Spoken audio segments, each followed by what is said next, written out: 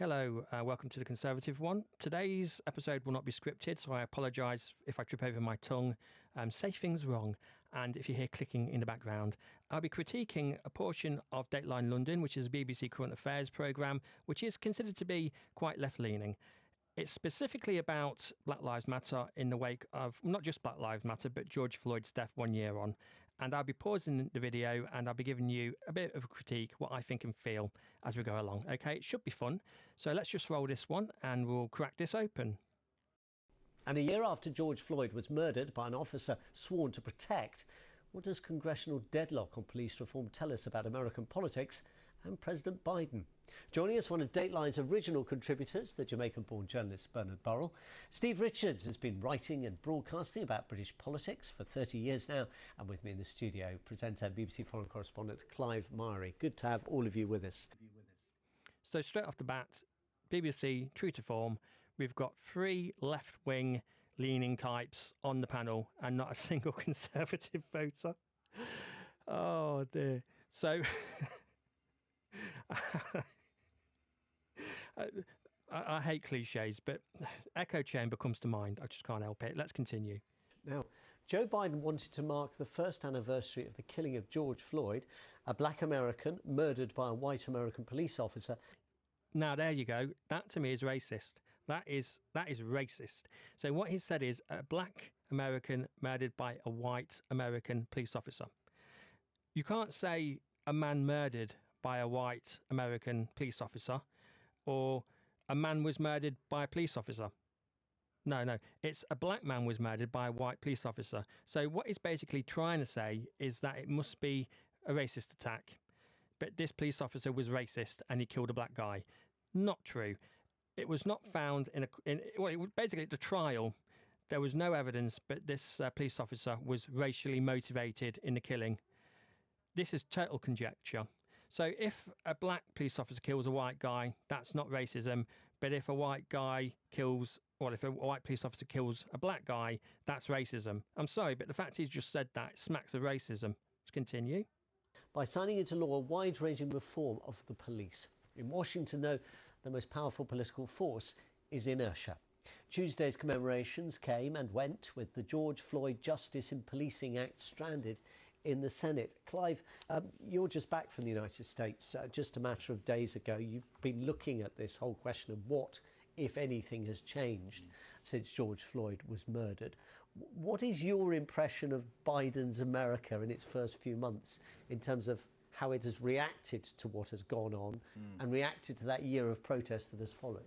Well, to be honest with you, Sean, it's not just Biden's America, it's Macron's France, it's Johnson's Britain. There is a real sense that societies have actually moved backwards 12 months on since George Floyd was murdered. And it's interesting to sort of see this. I went to France and I went to the United States to look at this, that the sort of trauma of a year ago.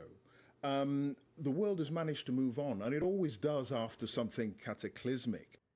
Okay, so I'm going to rip this apart now. What he's actually done is he's said, but in France, Macron's France, Boris's UK, and in the United States, but they're somehow linked together. But somehow the police force in France, the UK and America, as well as the people of those countries, are somehow linked. They're not. Okay, these are separate countries with separate histories and separate systems of policing. In the UK, our police by consent, and for the most part, they're not armed. Now, I'm sure in France they have an excellent police system, and I'm sure in the United States they have an excellent police system for the most part. Okay, there's no such thing as a perfect system anywhere. But they're not the same. They're not one in the same. The other thing is he said, but the world seems to have moved on in the last 12 months. Well, yeah, it has moved on, quite frankly. Other things have happened. I don't know if he thinks, but maybe George Floyd's death should be kept front and centre in the news all the time. But we should talk about it every single day. Perhaps that's what he's suggesting. And the other thing is he used the word cataclysmic. Now, for me, the word cataclysmic it's been taken right out of context. Okay, I don't know what could be worse than cataclysmic. If an asteroid hit the Earth, it'd be cataclysmic. If there was a nuclear war, it'd be cataclysmic. World War II was cataclysmic. The murder of a person is tragic, but I wouldn't say it was cataclysmic. So he's using explosive language. He's taking language and he's using it out of context. This is pure propaganda. Okay, let's continue. As what happened with George Floyd. Over time, the urgency of that moment just seems to dissipate. And frankly, that seems to have been what I've experienced as having happened, certainly in France here and in the United States. And you even get a backlash. You get a sense that why are we penalising the whole of the police force in Britain, America, or France, or Germany, or wherever, for a few rotten apples? And that seems to be the attitude I've discovered from the democracies of the West as a result of what happened. Okay, so he's discovered this seems to be the attitude from the democracies of the West. So has he gone to every single Western country and has he done some kind of statistical analysis, some kind of syntagmatic analysis to get to the grassroots of what's going on? I don't think so. So again, he's saying something based on his opinion or what he thinks, not on actually what he knows. Because I doubt very much he's been to every single Western country or done analysis on every single Western country to get to the bottom of this. You've got people who are saying that actually there isn't systemic racism in a lot of these societies. You know, while lots of people were willing to claim that that was the case within the white heat of the moment of George Floyd dying, that white heat has got cooler and cooler and cooler. We had a commission here that suggested that inequalities in pay, jobs, you know, the lack of black representation at the highest levels of business, higher incarceration rates, stop and search rates, which are the same in America and the UK and France. Nothing to do with systemic racism. It's somehow something to do with something else, background, society in general, nothing to do with race. So what he's basically saying, this don't forget this is a guy who works for the BBC, and he's just trashed a government report, an independent government inquiry, actually, the report of the Commission on Race and Ethics. This report was run in no small part by people of colour. And they've gone out and they've discovered, with scientific, social, statistical analysis, that there is no systemic racism in the UK. They could find no systemic racism in the UK. They did find inequalities across the board in various regions and so on and so forth, but they didn't link any of this to race. Now, he's just basically trashed that and said, nah, basically that's not true. It's got to be to do with race. It can't possibly be due to anything else. And he said it in a sarcastic fashion. This is a guy who works for the BBC. This is a guy who's supposed to have a balanced view, and he's showing just how unbalanced his view is. And it's been fascinating seeing the energy and the electric sense of change that many people felt had to come, watching that slowly ebb away over 12 months to the point where societies actually seem to me to be going backwards. And it's a really weird thing to watch, actually. Really weird. Change? What change? Can he put that change? Can he write some sort of... What change? What does he want to do? Does he think that George Floyd's death is going to what? Change the entire world? It's not. There's always going to be racism. Sadly, there is. I think, but where there's difference, you're always going to have people who hate. You just are. For the most part, people don't. But there will always be racism. In my life, I have some Italian ancestry. And I've been called a Paki. I've been called a coon. But I've also been called a pigskin. I've been called many things. From white people, Welsh people, because I happen to be English. I went to Wales, had some racism there. Asian people have been racist towards me. Black people have been racist towards me. I've had all sorts of racism thrown at me. It's there. But I think mostly people aren't racist. That's the thing. Mostly people aren't racist. So what kind of a change is he talking about? Are we going to use this man's death for some kind of change around the world, and are we going to have some kind of written agenda or some new laws written out that the whole world kind of agrees to do with racism and to do with all the complexities of different countries? Yeah, the diversity in different countries is different, and you've got people who are immigrants who perhaps don't have the language skills, they don't have the educational background, maybe they're too old as well to actually get that education and then have a career where they get to the top of the ladder. There's all kinds of variables. It's such a complex and huge issue, but you're never going to get to the bottom of it. There's never going to be true equality. It is still, unfortunately, about survival of the fittest. That's society. And we might not consider that that's the truth, but it is. Survival of the fittest in everything, at work, at school, everywhere you go, there's this aspect of survival of the fittest. And if you do come to a country and you don't have the language skills and you don't have the educational background, then you are going to be at a disadvantage. You just are. I'm sorry, but you are. Bernard, to pick up on Clive's analogy there, whether it is or isn't a few rotten apples, nobody seems to be still asking the question, what causes the apples to rot? Well, I wouldn't call it a few rotten apples, as Clive has picked up from people he's seen during his work around different countries. I think it's more systematic and it's widespread. He wouldn't call it a few rotten apples, so it's more than a few rotten apples, so he's trying to say. But it's more than a few people that are racist. But he's not telling us how many. He's just giving us that additional thing to make us think that it's worse than it actually is. It's long-standing, and you have to ask yourself why have Black Lives Matter become so popular in such a short time after what was been going on for hundreds of years. Okay, I can explain that. Number one, though, I'd just like to say, but this chap's come from Jamaica to a racist country, apparently. So he's gone from a country which is run by black people to a country which isn't just run by white people, it's run by a whole range of people, but apparently we are systemically racist. Now, why the hell would he come here if we're so bad? That's what I want to know. Why didn't he stay where he was? Why has he gone from a nice place to a bad place? Doesn't make sense to me.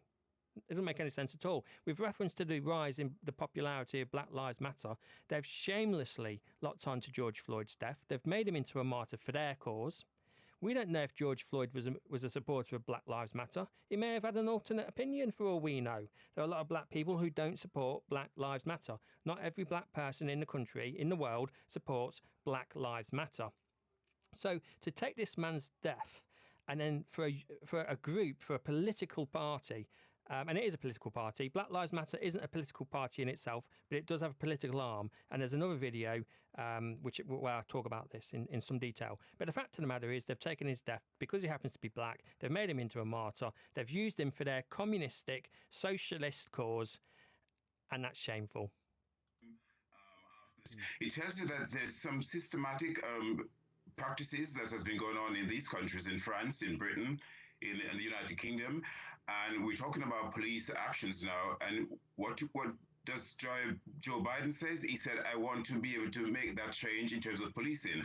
But look what has happened in the last week or so in the US Congress. The proposal he's putting forward has been stalled. So that tells you that people, as Clive said, are not really ready to actually move forward. Okay, so basically he's now saying that because these new proposed laws were stalled, it has to do with racism. He's linking that to racism. Not the fact that maybe people aren't entirely happy with the context, with the small print, and things might need to be ironed out a little bit. We know how it works. In this country, for example, you have legislation which is proposed in Parliament. It has to go to the House of Lords, then it comes back to Parliament. Sometimes it gets amended. In the European Union, you have the Commission, and they propose some new law. It goes to the European Parliament. They have a bit of a chat about it. If they have any recommendations, it goes back to the Commission. That's how it works. It doesn't mean just because there's a pause or because something's been stopped, it's racism.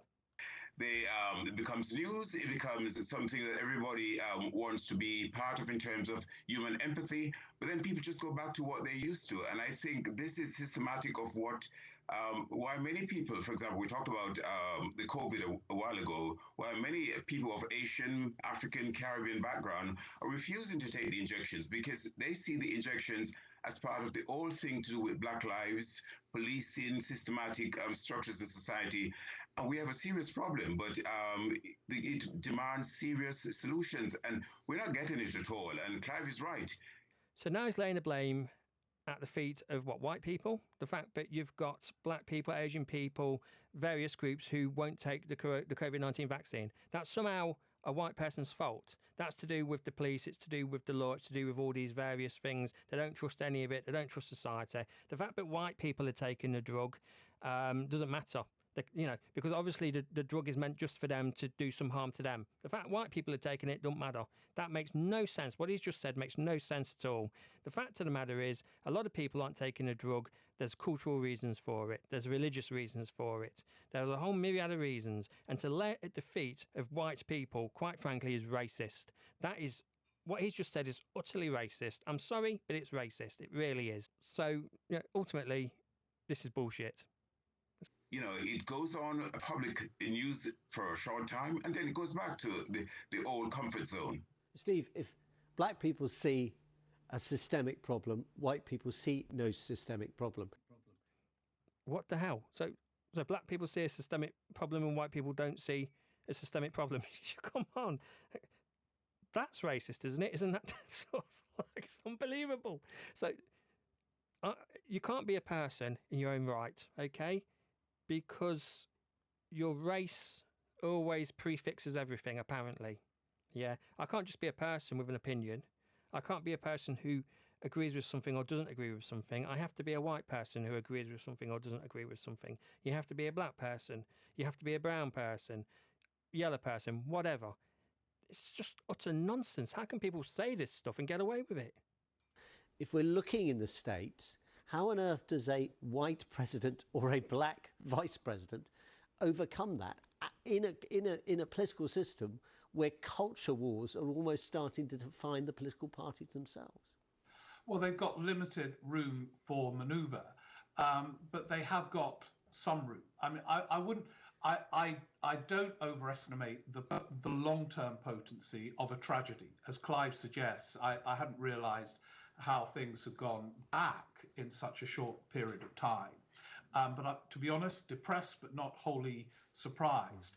But I wouldn't also underestimate the power of the political altar. It is different that Joe Biden is president. Joe Biden, who said the correct judgment had been reached when the police officer who murdered George Floyd was found guilty. Yeah? So the correct decision was reached. It shouldn't be for Joe Biden to speak in those terms. It's for the jury and the judge to speak in those terms. The fact that people were saying we want the correct decision to be reached prior to the fact that the decision was reached is outrageous. How can you have a democracy when the rule of law is dictated due to a political whim or a social whim or fears of social unrest? That's not the West that I grew up in. That's not the West I want to be a part of. And that's not the West I want for a future. This is the sort of thing you could have imagined would happen in the old Soviet Union or in Russia even today, but not in the West. Speaking and responding to these kind of events compared, say, to Donald Trump. I mean, it's a statement of the obvious, but that is a big difference. But in terms of power, I mean, I was talking earlier about Britain having a sort of presidential culture. In terms of domestic policy, quite often a prime minister has more control, albeit in a much smaller power, Britain, than a president does in domestic policy in the United States. So, but I think he will use the altar to try and change the mood. He has already done so, and on several occasions. Now, I'm not saying that makes a practical difference. In the short term, it doesn't, but I wouldn't understate that element which has changed in the United States. But as I say, to go back to my original point, these appalling tragedies, if you look back, there are protests, there are ritualistic protests, they still go on, footballers in Britain still take the knee and so on. But then, as Clive has observed, it fades. It needs political will to bring about change in the end. But I think the difference between Biden and Trump is profound, and that is a new element to the equation and a positive one. Clive, one of the most memorable rows during the Democratic presidential primaries was when Kamala Harris took on Joe Biden over his previous record on race, talked about how the young congressman had been, in her view, too willing to compromise with some of the old racists who then used to operate in the Senate and in the House of Representatives and in his own state of Delaware, how he'd been willing to support busing, which remains hugely controversial policy of taking people from areas where there was white resistance to schooling them, and even if they lived in those areas, moving them miles and miles and miles to go to a school where the authorities could get them into that school. Is he making enough use of Kamala Harris in the circumstances, given that this is such a sensitive question? Yeah. It's a good question, and he did deploy her, as it were, to sort of deal with the situation on the border. With migrants flooding in from Mexico and from South America. So he's just said migrants flooding in. Now, if I wanted to migrate to Australia, I'd have to pass a test. I'd have to get points. I'd have to give them something in return for me living there. Yeah. So I'd have to have certain qualifications, certain skills they need in that country, and they'd want to know, but I won't be a drag on the resources for that country. That's how it works. He's just said migrants flooding across the border, effectively. They're not migrants. They're illegal immigrants. But again, language. Language is power, especially when it comes to the media. He's using shamelessly bad language out of context. Let's be honest. And he's done it all the way through this interview. Whenever he opens his mouth, you get something coming out of it. You get some term, you get some word that doesn't really match up to the reality. These aren't migrants. They're illegal immigrants. It could be argued that perhaps he isn't deploying her as well as perhaps he could and effectively enough in regards to the George Floyd policing bill. But I think there's a sense that because Joe Biden knows those good old boys, he understands the mentality of some in the South. He understands the mentality of a frame of reference in America that is built around a certain degree of white supremacy. How racist is that? Joe Biden knows these good old boys. He knows the mentality of those in the South. Oh my goodness. Could you imagine? I mean, I won't for fear of getting struck off YouTube, but if I rephrased that in a different way, it would sound incredibly racist. Good old boys. Unbelievable. A certain degree of white supremacy. I'd like him to show me the proof on that. Now, I'm sure there are people who are white supremacists. Well, there are. Let's not kid ourselves. There are white supremacists in America. But then there are black supremacists as well. So let's keep some balance. And he has apologized for those links to those sort of, senators from the South who may have old-fashioned views. He's apologized for that. But there's a sense that if anyone can build a consensus, it's him. And it's precisely what Steve was suggesting, that the rhetoric from the top is what's important. And that, hopefully in the longer term, could bring about some kind of change. In the short term, it's difficult and it's rocky. But if there is a sense, an overarching sense, that we cannot, as a nation, that is the United States, continue the way we have in terms of the way we talk about race, then perhaps that can filter down to those activists who got out on the streets, many of them white, it has to be said. Many of them were socialist types, it has to be said. Many of them were big supporters of the wokery, of the left, and many of them wanted to bring down the government anyway. You've got anarchists and all sorts in there. But he's not saying that. He's just saying many of them just happen to be white. In the United Kingdom, in France, in Germany, in Australia, in Cape Town, in South Africa, all over the world, in Canada, if there's leadership from the top, then that mentality can seep down. I'm sorry, but he's talking nonsense. If there's leadership from the top, the mentality sinks down, as though somehow the people at the top are like some sort of a god, and they have the power to influence the whole of society underneath them. This top-down thinking is ridiculous. That's not how things work. It works like this. People have certain views, ideas, call it what you will. They go through life, they get into politics, and those ideas come with them because you've taken ideas with you along the way. It's not about having ideas at the top and then pushing those ideas down. It's not how it works. What a silly thing for him to have said.